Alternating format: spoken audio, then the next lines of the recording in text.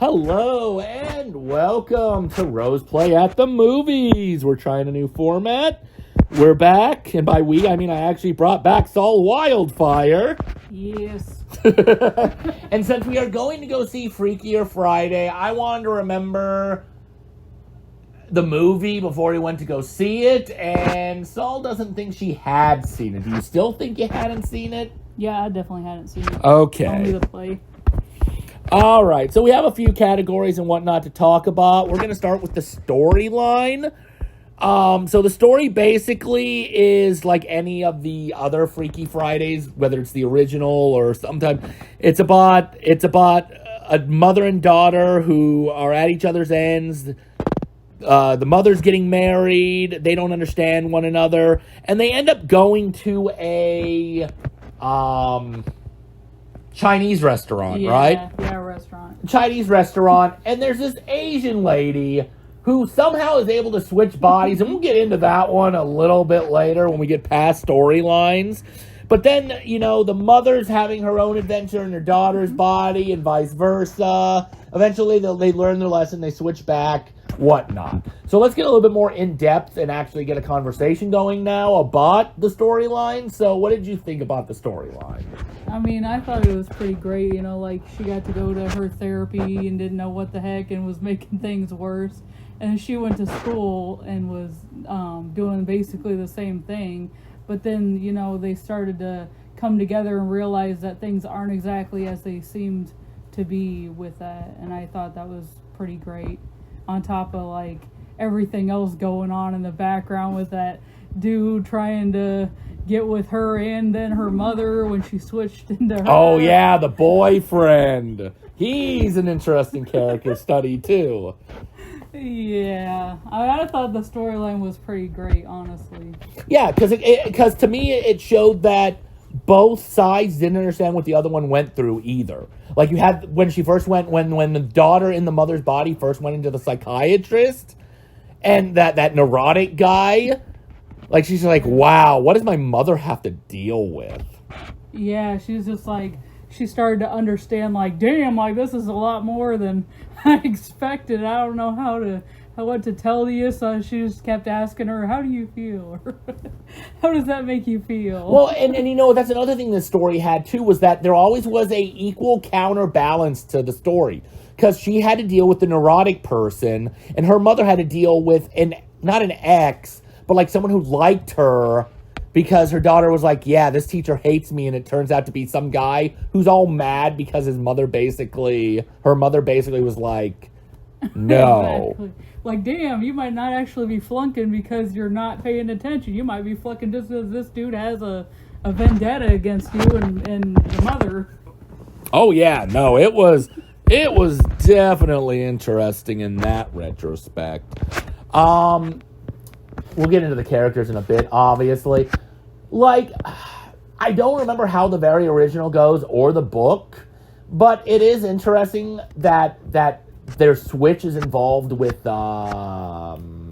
fortune cookies. Oh yeah, you gotta love the fortune cookies. Yeah, and it's a mother of the owner, or I don't know if it's the daughter that owns the Chinese restaurant, or if it's the mother, or maybe it was the mother and now the daughter. Yeah, like, and are they just, like, slipping these fortune cookies to everyone, or, like... Well, certain people, yeah. They're just gonna just choose people to slip these fortune cookies to. I know, right? And then, yeah, I think the whole getting to know each other's problems and seeing how well they love one another, I think was a great way to go. Like, I know the story's probably timeless because it's been done again and again, but I think especially as we'll get into it too with the music and the emotion, I think everything went well together to make the storyline also work out. Mm-hmm. I agree. So anything else on the storyline before we move into the next section? No, I think that we pretty much talked about Okay, so what did you give the storyline for Freaky Friday? I gave it a 9 out of 10. 9 out of 10? There wasn't too much flaws with it, I think. I gave it an 8, but that kind of comes more into characters and some repercussions, which we'll get into in a little bit. Yeah. So we'll start next with characters. Let me get up a character list here. just so we can talk about certain people by themselves. Cast 2003. Okay, so here we go. I guess let's start with Lindsay Lohan, who played Anna. What do we think about her? I mean, I think she, for the most part, portrayed a good mother figure. How she was. I mean, when she was a mother, I think she did really good. I think both of them did, which we'll get to. But I agree. I think she felt like she could have been a mom in her own movie, and I don't know how old Lindsay was at this time. I feel like it had to have been in the teens, maybe just a little bit of an adult, but I feel like she could have pulled off a mother very well with that. Like, she played very well trying to be Jamie Lee Curtis, which was the mother, and we'll go into the mother too on this one. I think the mother also did very well trying to play as the daughter, the rebellious teen. Oh yeah, I think well, Jamie Lee's like just outstanding of an actress, and I think she did a little bit better than Lindsay Lohan did in here, because she like went from like this strict, to like, I'm a party girl and all these and that and this, and Jamie's just amazing in general. But I think that this kind of a movie where you almost have to like flip-flop personalities, because you have to be like one character and then you have to like be like a whole nother character. You're almost playing two in the same movie, basically. That's true. So it takes a lot to be like, all of a sudden I'm this strict, disciplined person to I'm like this fun, creative, like, it just takes a lot, I think. Yeah, no, I'll agree. I think she did do better, but that's also because she probably obviously had like 20, 30 more years of experience on her. Yeah. I agree that Jamie is amazing. Like, anything she's in, I absolutely love her. Like, even if the movie's bad, sometimes Jamie is the thing that saves it. So I do agree. I think she did do better as playing Lindsay, but I think both of them did work well off one another. Oh, yeah, I think the chemistry is really good. She definitely played the mother well enough, though. Yeah. That it was definitely like just amazing, like super amazing. Could have been a little tweaking to make it like almost perfect, but she did really, really well. Right. And yeah, so I hope they kind of keep that same chemistry when they get back to the movie, even though obviously they don't play each other this time. Yeah, it's a bunch of people in this one, yeah. Oh, God, a big one. Jake, which is played by Chad Michael Murray. I have so many issues with this character, but I'll get into it, and I might bounce off of yours a little bit. But I'm going to let you go first on what you thought about this guy. Oh, my gosh, man. I had, like, bad vibes from him from almost the whole time. But so did the mother before the body swap. Yeah, she was like, I don't know, man, he's too old for you. He's a senior and she was a freshman or whatever. But then all of a sudden, like, he's all up on her. But then as soon as they swap or whatever, and he's like, well, you're kind of boring. Your mother's amazing. Like, look at her going, and she's surfing the crowd and everything. And he was like, I gotta go and talk to her. And then he was all like hitting up on her, and they were going to a restaurant and freaking singing the "Hit Me Baby One More Time" together. Oh my God. And then they were about to kiss even. And yeah, it felt like it. It looked like they were. That vibe was going. That vibe was really going. And then all of a sudden he freaking shows up and starts singing it at the window and everything. Oh yeah, like I forgot what movie did it, but it was an old movie that did that, where they did actually have a boombox, and you like. That's a lot of movies. Do a boombox thing, but yeah, no, like he just showed up, like, and he's like, I'm sorry, I just really like your mother, and then it's just like, what the heck. And then at the end, it's like, oh, well, I don't like her. Yeah, okay. Sure you don't. Because that's why you tried to make out with her. And show up. They start over, so there's probably a relationship, but we know that in the sequel, with the trailer that shows that they had to have at least dated for a little bit. The dating actually had to happen. And that's where my biggest issue starts to come in, because you're 100% right. You have this character who, I get the concept. I get the idea of what they were trying to go for. They wanted to show that he's in love with the personality, not the character. And so he's getting the vibe off of the mother of Anna. But it's just, it's creepy. Like, yeah. Also the fact that he can switch from her to the mother. And it's like, you're now telling me that you're going to date this guy who basically probably would have fadiddled your mom if given the chance. Because it's like, it still looks like your mother, bro. Like, that'd be like if you swapped or something, or he swapped, somebody swapped, and then all of a sudden it's like, oh, I'm getting this vibe from your dad now, so now I'm gonna just diddle your dad. Like, it's just not even. And I know at one point it was mentioned in the movie we were watching it, like, is it considered cheating because the mother kissed Jake only to try to get him to forget about her? But, like, okay, I don't think it was cheating, but, like, this poor guy, even if I don't kind of hate the character, I don't hate Chad Michael Murray, I kind of hate the character for everything he does, I feel bad that he's sitting there, he's getting vibes off of one of them, and the mother still technically kisses him. Yeah, that's a little odd, I'm not gonna lie. But, like, if you were to, like, have to be in their body and live out their day or whatever, like, I feel like I would still try to be, like, act like them. Like, I feel like I even would have kissed, like, the father. The father, which actually I was just going to get into that, too. Body, and I wouldn't want to act weird. I wouldn't want it to, like, seem the whole suspicious. cold sore and the flip over the couch. Like, the whole, like, I wouldn't have any sex with nobody. Oh, yeah, but no. Like, a kiss, like, if it's her body, like, I feel like to act normal, I would. Well, not just that, but also the fact that even if they would have made love, which would have then not been a Disney movie at all, like, Anna should have, quote unquote, still been a virgin, so it would have been super awkward. Not to mention after switching bodies back too, like. Yeah, because then it'd be like, you're not a virgin anymore, but your mind is a virgin.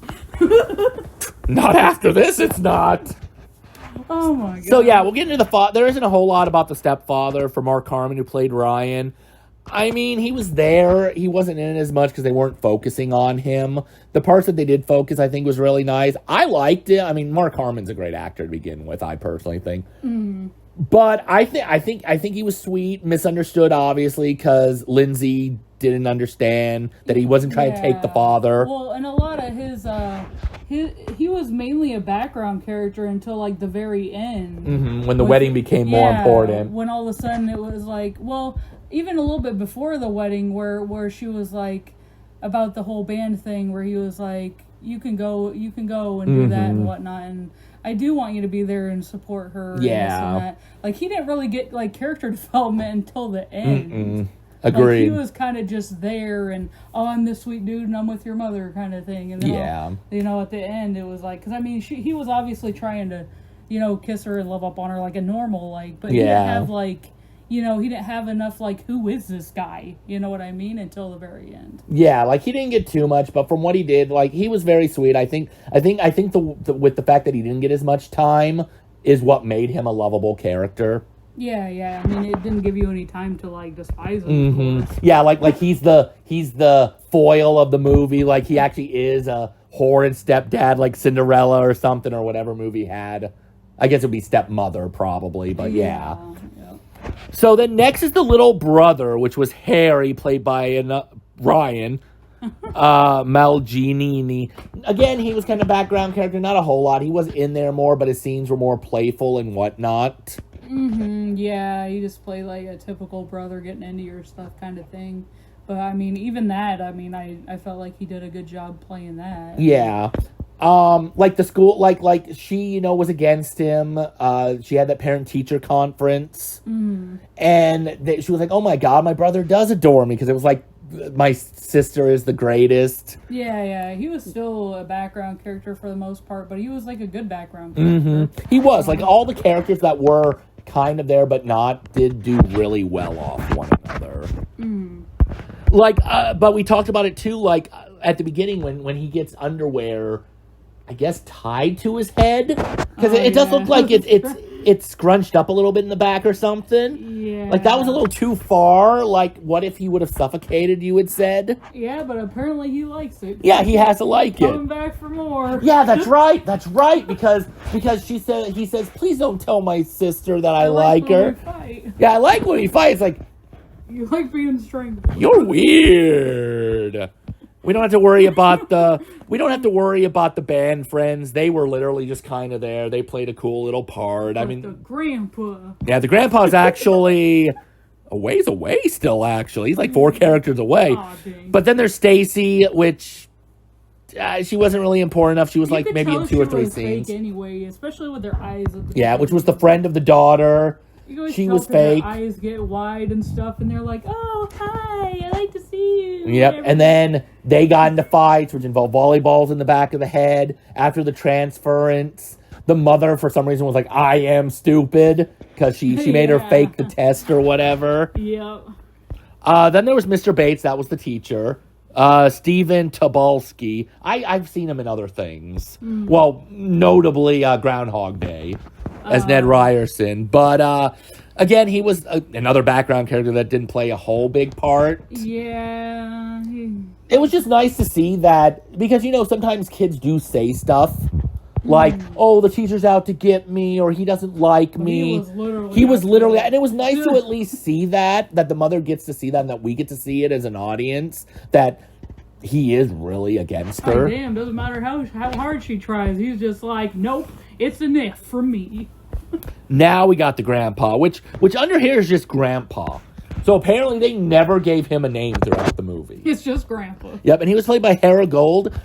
Honestly, I mean, all the characters did really well, and I do like them. And I think Harold was one of the grandpa was one of the best standout. I just love all his facial features, like especially after like earthquake, and he's like earthquake, no, and then he just looks all sad or depressed, or I don't know what it was. I don't know. I thought he was just using it to try to go and steal somebody's car.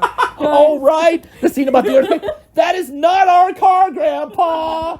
Yeah, exactly. Kind of like I was like holding the thong on his head or whatever. Is that one of them thongs or something? I'm just like, Grandpa, why are you even bringing Right. this up? Oh my Little god. kid there. Oh my god. So like Dexter, instead of a serial killer who hasn't killed in years, he's a car thief that hasn't stolen in years. There's not a perfect chance. Nobody will expect it. Getting into a car, drives off Man, with he it. just seemed like he tried to be a whole pimp though, because he was all like, with that little girl at the end. And Oh, stuff. yeah, go He get- was like, oh, if I was your age. That brings up Like, some wrong with questions too. So let's say, because at the end, him and Harry, the brother, son, whatever, grandson, could have switched. How would that have worked? What happens if they would have switched? Yeah, that would have been real crazy. And let's say that the little kid, because he's like 5'8", I don't know, he's more energetic. What if he tries to overstimulate Grandpa and Grandpa dies of a heart attack? And then it's like, wow, he really didn't get much life, did he? Like, he was a young kid, now he's a grandpa and dies. Yeah, and now the grandpa gets to live the kid's life. Like, oh my god, there is so much stuff that's bad about the idea of that. And that'd be terrible, man. This dude would get a whole new life. All right, so next we'll talk about Pepe, which was Rosario Chow. That was maybe the owner of the Chinese restaurant, at least the maitre d' or whatever you want to call it. And then her mother, which was Lucille Song, Pepe's mom. So the mom apparently doesn't have a name either. Yeah. But like, I got a lot of questions about these two too. Like, they were good characters. I liked how they were energetic or energy flow or something. Right, like she was just sneaking around with them fortune cookies, waiting for somebody to start fighting. She's like, "Oh, here are some people who need my help." Well, and then she didn't know about them getting married either. She was just like, nobody tells me anything. Why are you switching bodies in the first place? How are you switching bodies in the first place? And how doesn't like a lot of more people like know about it and start like trying to sue or do Yeah, something? like either suing or it would have got around. How is the government not there? How are they not be like, let's explore Chinese magic, because apparently magic is real. Witchcraft. I mean, it could be witchcraft, honestly. But like, man, I just loved her. She always had like a little smile on her face when she was delivering. Yeah, she was adorable. She reminded me of the old Asian. I don't know if he's Chinese or North Korean or whatever, but the guy who plays Poe's father, the duck crane, whatever. That, like, he reminds me of her in like female form. Yeah, that was pretty crazy. I love the daughter too, though. Mom. Yeah, Mom, not again, not again. How many times has she done this? Yeah, like, you better get back here. She starts trying to run away. You better get back over here. Right. Starts trying to skid her off.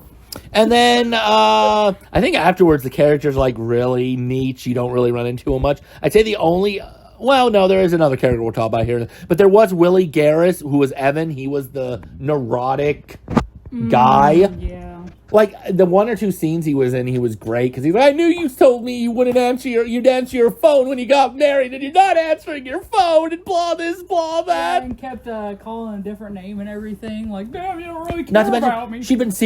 he's been seeing her for 3 years, and she said she's $150 an hour. So even 1 hour every day for 3 years? Yeah. No wonder they had a nice house. Oh, yeah. She be balling all right. And the fact that she wrote that book.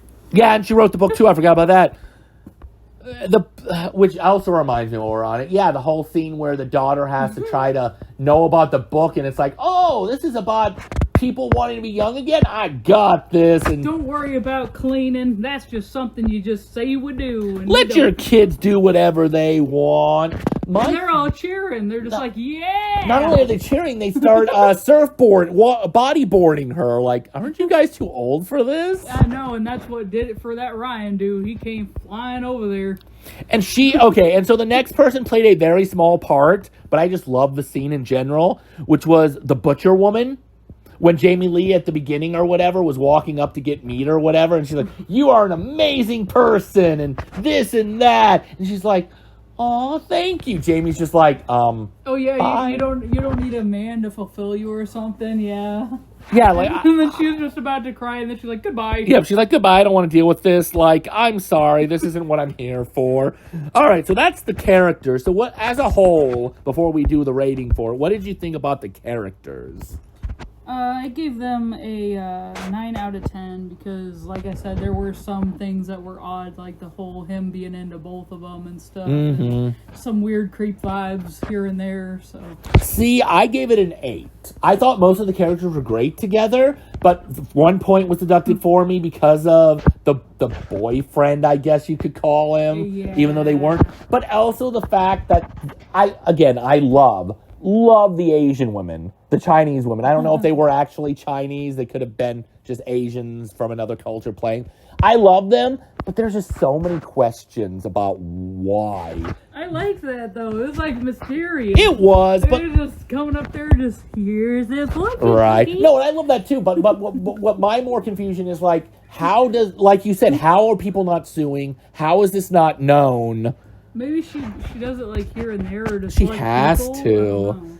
Yeah, because it seemed like it has to be people that fight and don't understand one another that are really close to one another. Mm-hmm. But like she didn't know about them getting married. So again, if it would have lasted more than one day, what would have happened the wedding night if they wouldn't have postponed it? Like problems. Okay, so music and sound effects. I mean, it's 2000s music. They might have used a little bit of older music. Yeah. I think the music went well. And I think they did that because of the fact that it's young and old. So they kind of put music for both generations. Yeah, for sure. But I think for the most part, the music worked with the movie. And since she was trying to be punk rock, a lot of the songs were kind of punk rocky. And I don't remember if Lindsay Lohan sings or not.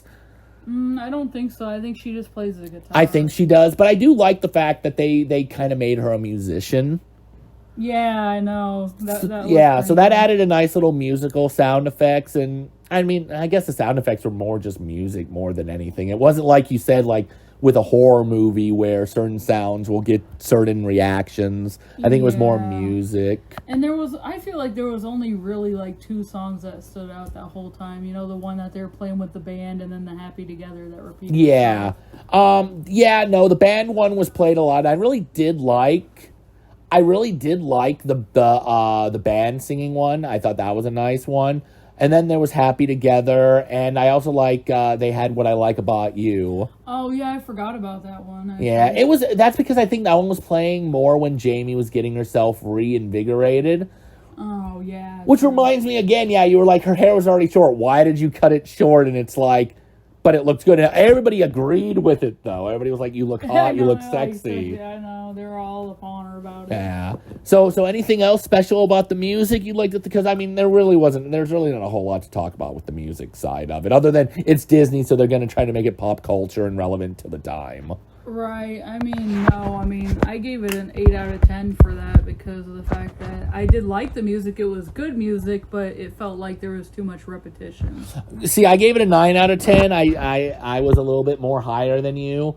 I mean, I like the music. It works. I had to give it, a pass because it was an older movie now. It's not as new.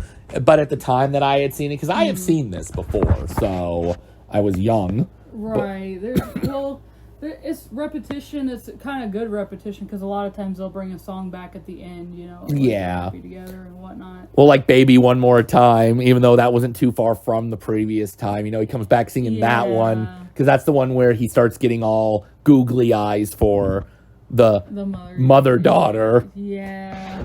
I mean, I thought it was good music. I really did. I don't know. I felt like maybe they could have added more or something. Or something a little diverse, because I felt like they were all kind of around the same type. See, I wish they would have let the band do a little bit more of their own music. I'm sure they probably didn't have anything in mind or something. It would have been nice to have, and again, I don't know if the song they did were original or if it was a cover of something, but I would have liked to heard the band do a few more different songs during practice or something. Yeah, because it was the one song that they were practicing, and then it was that song at the thing. Which, I mean, it makes sense though if they're practicing that song. True. That song, but I don't know. I just felt like it was a lot of very similar music. Right, I get that. And I mean, to be fair, that is what happens a lot. You don't get that many movies that changes the genre of the music or the feel of the music. One of the few exceptions was like Deadpool, where the music's completely random. Right, exactly. But I mean, some dude or some person could have showed up and they could have played, something in the background for, their entrance or something, or their vibe, you know what I mean? Right. Now, that does remind me, though, since it is technically part of the music and the sound effects, I get why they probably won, because they did do good. You did mention it during the movie that maybe they thought that she wasn't supposed to play and that she was supposed to start bad and then get good. But, how bad must the other... Because they did say the bands that went before them weren't as good. But how bad of bands did you have to be to where you started off so poorly, got better, and everybody's just like, yeah, let's go! Yeah, they couldn't have been that great. No, they couldn't have been that great, which is really weird, because Battle of the Bands, either there's a lot of bands that aren't good, or they're all really good. Right, I know, especially with her doing those few bad chords. Yeah. Yeah. It'd be like, some gymnast starting off really bad for the first 25% and then rocking the rest of it, and then 10 out of 10! Exactly. Now, I will say, going back to the story a little bit with that one, is I do love the fact that the daughter in the mom's body is unhooked her and was playing it herself, and she's rocking out behind the scenes. Yeah. And then Jamie's doing old school rock out, the Rolling Stones type, because that's what she told her to be like.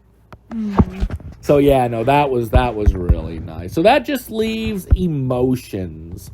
And I mean, obviously, most of the emotions in the movie feels like emotions of, we've talked about, the daughter and the mother not understanding one another.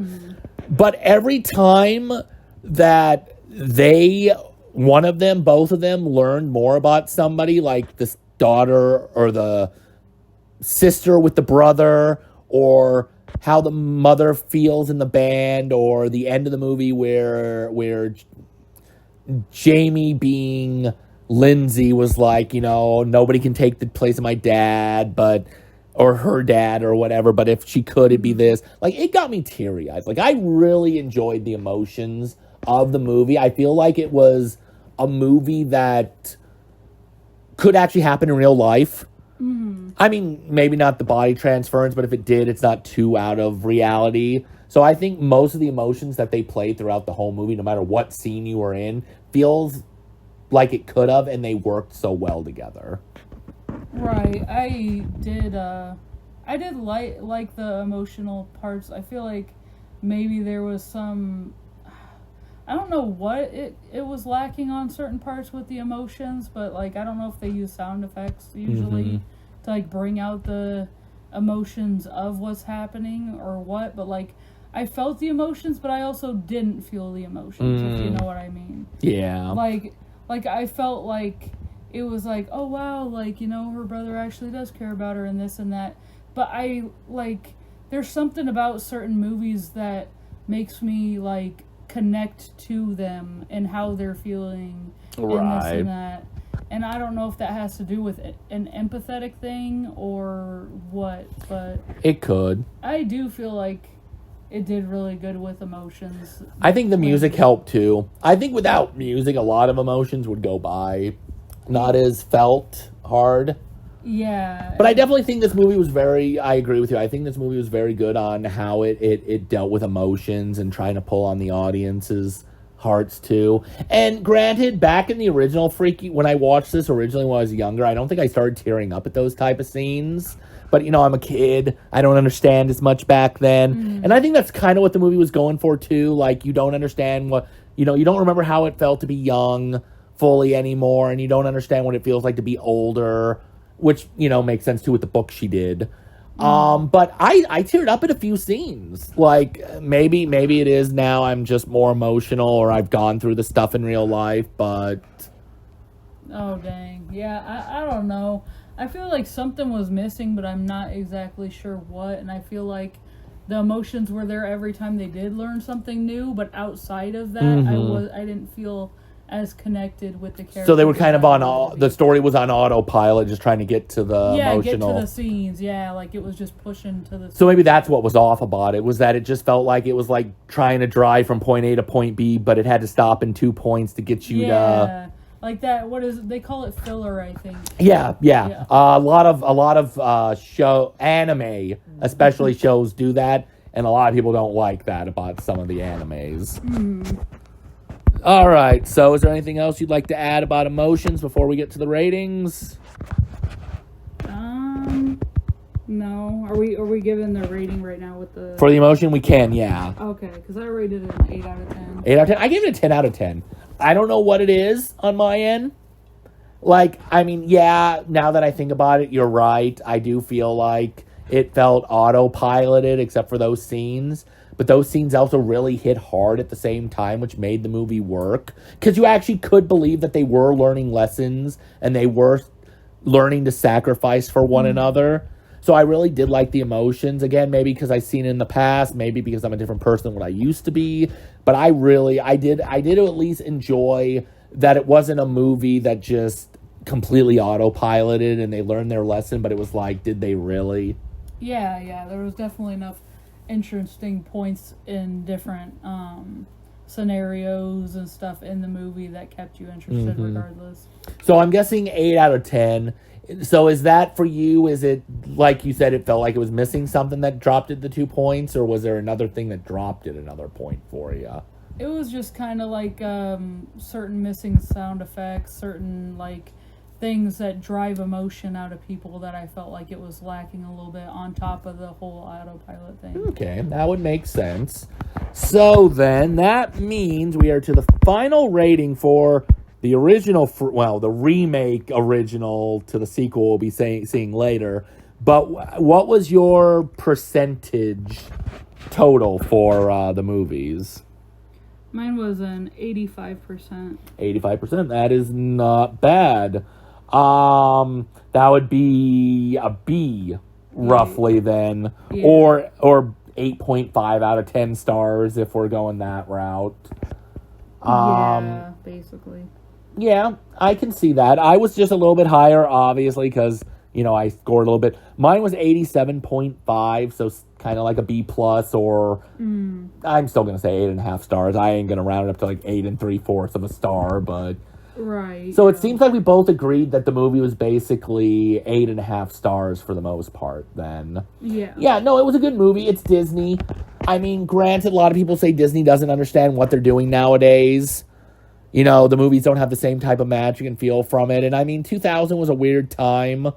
So I feel like they still did understand it. And it was Disney, and Disney did at some point do good with their movies. So... I mean, it's Disney. I mean, at least you can say about old Disney that it was, you got what you came to see for a movie back in its time. And I mean, the premise of it was 2 people swapping bodies, and they did at least fulfill that. Mm-hmm. Now, would you recommend, I mean, it's a B+ or a B and B+, so I assume you would. Would you recommend the movie to people in general? And, I mean, we haven't seen the sequel yet. That'll be in tonight's the next podcast. But I guess it's more of a possibility. Do you think you will have had to have seen the original to enjoy the new one? Oh, I don't think you would have had to. I mean, I definitely feel like it would be like reminiscing on the old one, and you'd be like, oh yeah, they're back and this and that. But I don't feel like you wouldn't have to see this one to enjoy the new one. So they're basically going to probably try to follow like The Naked Gun did, where it was still a sequel, but it was kind of a reboot, and it was like, yeah, if you got these small hints, and I agree. I don't think you're going to have seen the original, but I think, especially if the movie does turn out not to be good, because it was originally supposed to be a Disney Plus movie, and that means the budget probably wasn't going to be as high at the beginning. But I think even if for some reason you don't enjoy the sequel, I think if you do see the original, it'll feel like you're going to go visit old friends at the very least. Yeah, I mean, that would probably definitely be a thing, but... And I think we'll talk about this again after Freakier Friday, but do you recommend Freaky Friday to people? Oh, yeah, definitely. I mean, if not for anything, Jamie Lee Curtis. I knew you were going to go there, and I'm going to 100% agree. I will, however, say that when I was younger, Lindsay Lohan was kind of the popular girl, and I definitely might have liked her back then, obviously, because I think she is roughly around my age, so it makes sense, preteen me is going to have hormones for... Yeah, well, I think, didn't Mean Girls give her popularity or something? I think Mean Girls did, too. I think the movie that really did it, though, was The Love Bug, the Herbie remake, because she was in that. And I think that gave her kind of her... No, it was The Parent Trap. It was the remake of The Parent Trap. Yeah, because it's funny because this is the second time she's been in a remake, except with The Parent Trap, she was playing herself in a split screen. So I think it was that one that got her more popular, and I could be wrong. But, yeah, no, I liked it, so I would definitely also recommend Freaky Friday. I mean, I guess we'll be back to see if we recommend Freakier Friday as a whole and by itself later, but... So I would say then, it feels like we give this movie 8.5 stars and a B+ out of 10. So, I mean, that's definitely high. It's good. So I think we'll go ahead and leave it here then. Is there anything else you'd like to add before we... Nope. No, I'm good. All right. So this was the first return of Roseplay at the movies. Freaky Friday being our first one. We'll be back in our next podcast with Freakier Friday. But until then... I can't use my old saying because Keep Gaming does not work for the movies. So, Keep watching? Yeah. Oh, boy. Well, the podcast is going to be like 3 minutes of me trying to figure this out. Let's see. Keep watching. Keep enjoying. And if you ever have a body transfer, apparently blame Chinese restaurants first and foremost.